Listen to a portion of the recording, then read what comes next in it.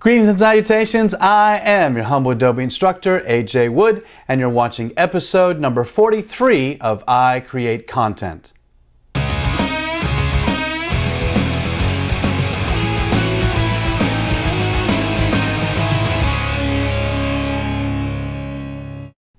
Hey everyone, appreciate you tuning in to today's show. If you caught our last episode, I was actually wrapping up our luminosity series inside of Adobe Photoshop. Today I've got a quick tip for you on stacking images inside of Lightroom. So let's go ahead and expand the screen. You can see on the screen in front of you that I've got a series of images, and if I drop the side panels and blow the images up, what you can see is they're actually arranged in a stack. I know this because there's the number in the upper left corner of each image. If I go ahead and actually expand the stack, you can see that this is a series of bracketed exposures. In fact, if I drop the side panels and make the thumbnails smaller, you can see when I expand the stack, it actually pushes all the other images out of the way. So, what I'm going to show you is a way that you can arrange groups of like images. In my case, I'm using bracketed exposures, but we can use stacking as a way to help organize content inside the library. Let's go ahead and take a closer look. What I'm going to do is go ahead and select all the images and unstack them.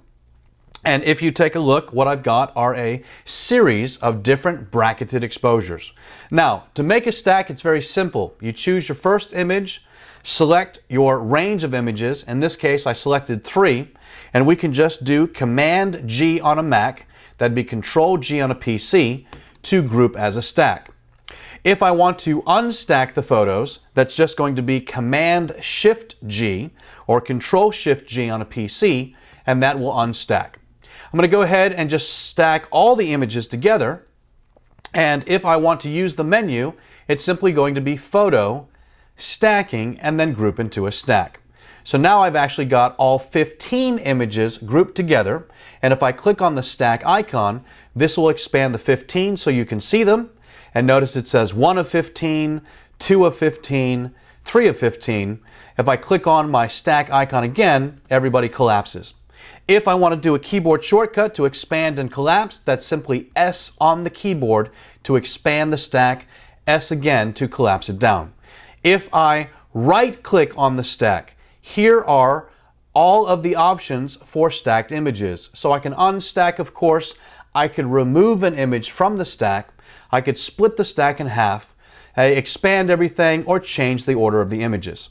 But what I really want to talk about is this idea that you can auto-stack the images based on the capture time. So here I've got a group of bracketed exposures.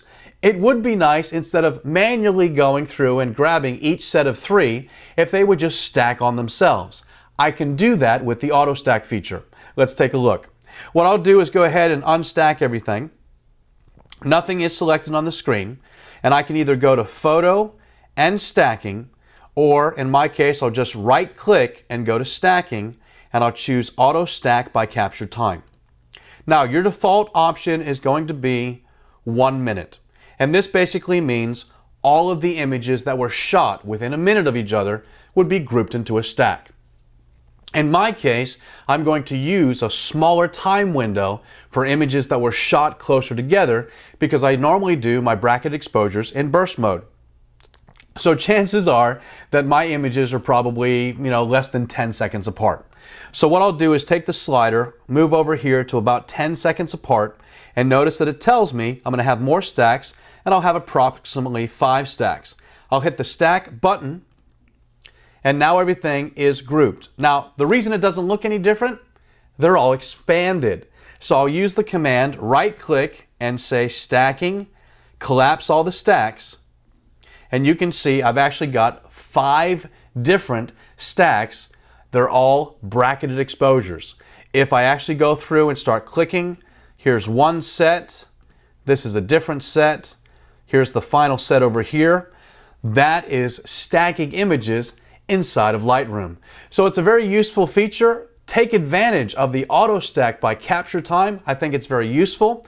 If today's tutorial helped you out, please give it a thumbs up. As always, I appreciate it when you subscribe to this YouTube channel.